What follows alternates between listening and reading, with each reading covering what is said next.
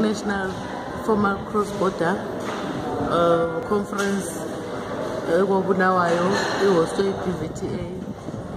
Ama-main objectives ethu ngokuthi sikhangele ama-problems vele ahlangana labo mama especially ku-SADC country nxa becross amabhoda besiya kwamanye amazwe besiya odipata zabo or bebuya nabo abanye ngoba eze-SADC siyancedisana abanye bacrossa bebuya kithi nathi sicrossa sesiya kibo then sibeze sibona lokuthi singenza ndlela bani ama-initiatives ukuthi to stop ama-inhlupho zona lezi ezikhona.